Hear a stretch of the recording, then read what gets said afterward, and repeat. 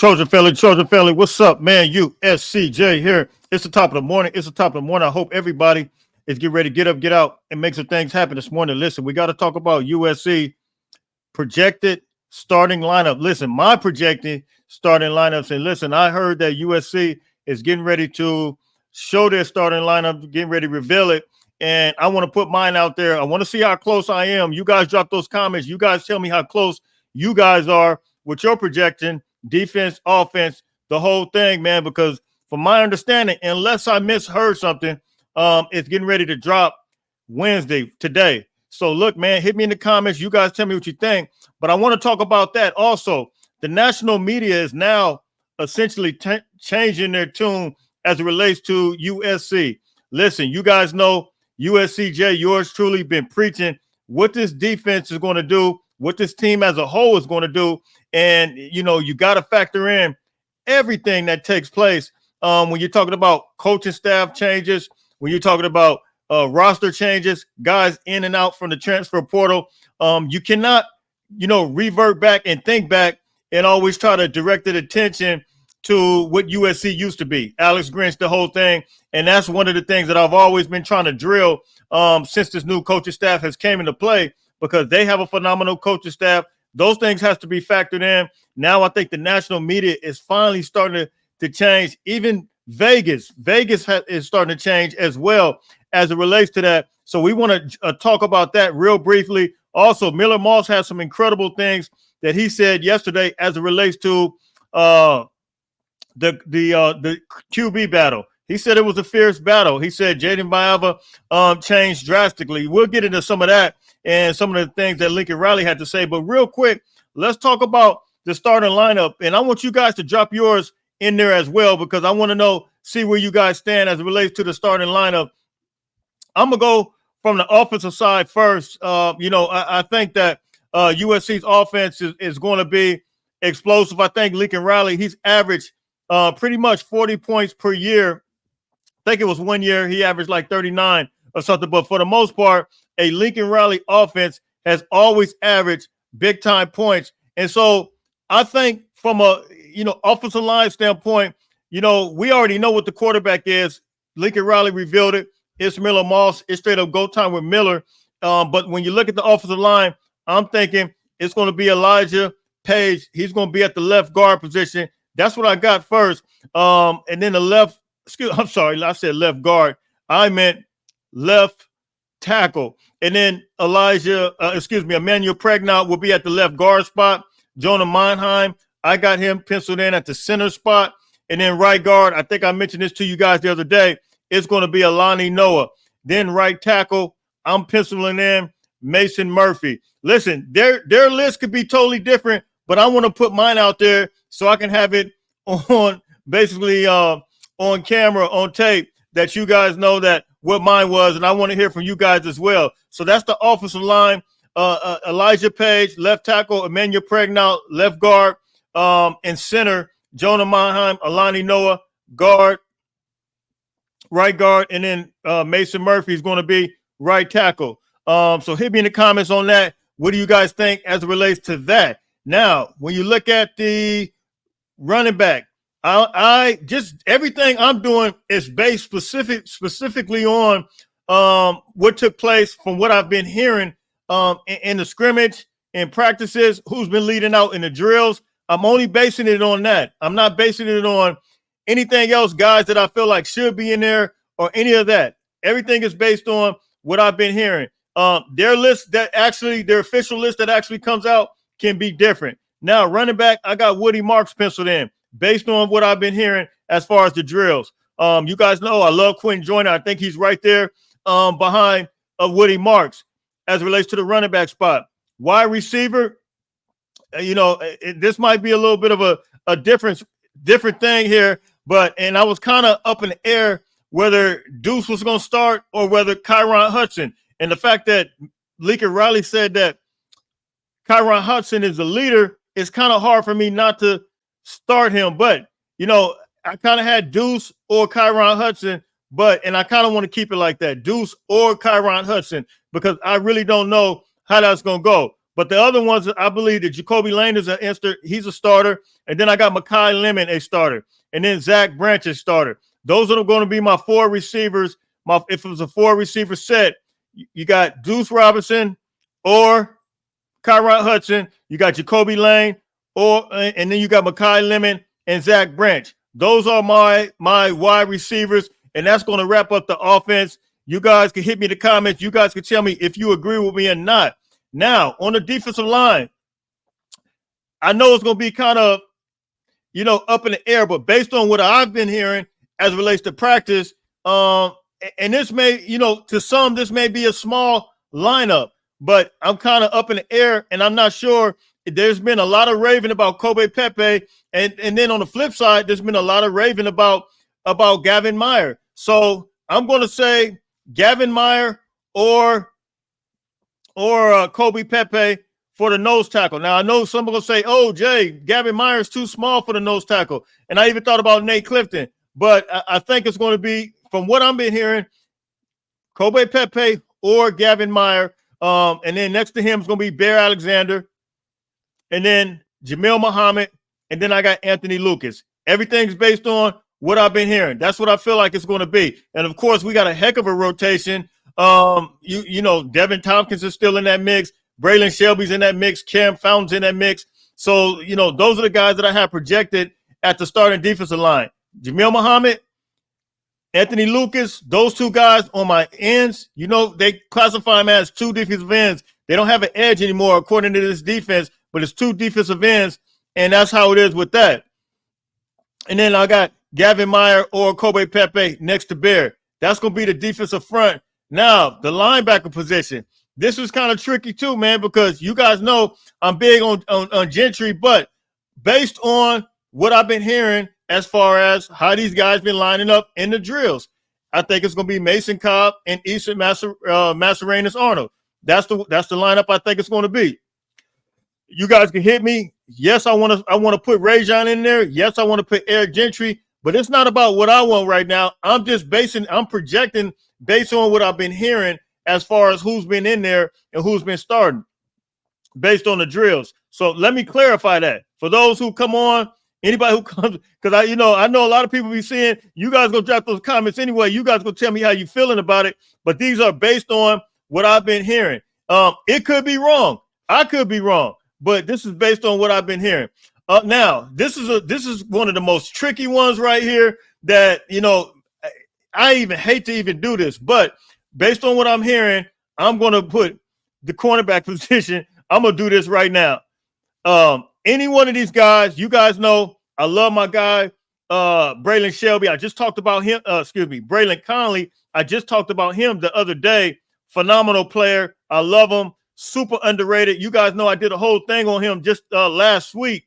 And so much love to him. And I love Marcellus Williams. I think the future is very bright for our young secondary guys, Jarvis Boatwright, Marquise Gallegos, all those guys. However, from the cornerback position, I feel like it's going to be starting, and it's unbelievable because I know he's been working that corner. And I mentioned this the other day, and Doug Belt, he said he's going to work, 8 DBs and rotate them in. I don't know how the rotation is going to work. Based on the information I have and the guys that's been actually playing in there, Jaden Smith, he's going to be one of the corners, which is crazy, unbelievable. You remember Doug Belt said he's the most versatile guy. That's what I've been hearing. He's been working crazy at corner. I don't know. It's kind of hard. You guys know I love DeCarlos Nicholson. I figured he would be a starter based on the spring game, but we'll see. It's going to be a rotation. However, I think that DeCarlos Nicholson, Covington, or Humphreys, all that's up in the air. So I'm going to do as much as this hurts to, it's hard to do it. I'm going to put DeCarlos Nicholson, Jacoby Covington, or Humphreys. All those are going to be a or. You guys remember when the depth chart came out? It was a or. I'm going to put all those guys as a or. I don't know which one is going to actually be in there, but I know all those guys. You got guys like Prophet Brown as well, but all of those guys. The nickelback, I'm pretty sure it's going to be Grady Vance, according to what I've been hearing. and that dude been absolutely balling at that spot.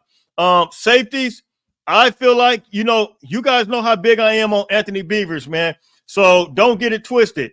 And I think he's going to be rotating in a little bit of linebacker and safety. You guys remember a few months back, I told you that I heard some information, some intel that Anthony Beavers could be moving at linebacker a little bit. I think he's going to be going from linebacker to safety, both. But I'm not sure if he's going to start based on the information I'm hearing, not based on USCJ. So the starters, I think it's going to be Achille Arnold, and I think it's going to be Ramsey. Those are the starters I think it's going to be, and that's going to wrap up the actual defense. That's going to wrap up the whole depth chart. You guys can hit me in the comments. You guys can tell me what you think. Do you guys agree with that depth chart? Who would you guys start? And we'll see exactly how it is when this depth chart actually when it actually comes out. Now, let me shout out my guy. I got to touch on this. The national media now is trying to change their tune, and I think I got this soundbite.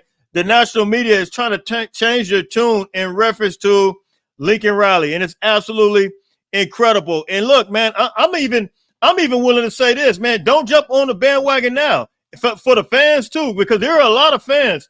I'm not even gonna say USC fan, but there were a lot of fans. There were some people that they just the doubting, the constant doubting. We told you that this coaching staff, you couple that with the players that came in, and look, coaching staff make up a great deal of sharpening another player's tools. Some players just need that extra step, that extra pep in their step, and sometimes the coaches influence that. And now Vegas is changing their lines. You guys know, at one point I seen one line that had Vegas. Vegas had USC up. No, it was one site that had USC up by 6 points. Most of them had LSU up, for the most part, up by 6 points. Now they're changing the line up. I think it's right around 5. They're favored by LSU is favored by 5 points. They know something. Everything is changing. And coincidentally, now Calvin Cowherd, I saw him on there with Joe Clyde. Let me shout out my guy, Anthony Butler, because Anthony Butler sent me with Joe Clyde and Calvin Cowherd. We're talking about in reference to this USC football team. It's unbelievable. And now Joe Clyde appears to be, he appears to be jumping on board. Listen to some of the things that Joe Clyde had to say in reference to Lincoln Riley, and him and Calvin Cowherd are talking about this. Listen to this.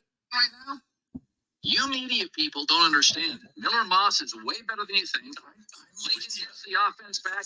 No Oregon, no Ohio State. Rebuild Michigan, Penn State home, Notre Dame home. And a lot of people. Yeah. Now, where are you at? Because you're not a homer like I'm called on USC. No, but I am bullish on USC. This is Joe Clyde. Listen to him. This year, I'm very bullish. Their defense, everyone can roll their eyes on their defense being better. Their defense is going to be better. All you have to do is line up properly in their defense. I'm not joking. Like I know that sounds bad, but like the schematics were so bad last year in terms of gap control. I mean, in some respects, yes, I think that's probably accurate. Their defense is going to be better, and then this notion that their offense will take a step back is false. Let me stop right there, because there are a lot of people, and I totally agree with Joe Clyde, but now he's jumping on the bandwagon. Joe Clyde, I'm not sure how much on the bandwagon he was, but now I think a lot of people are starting to realize that.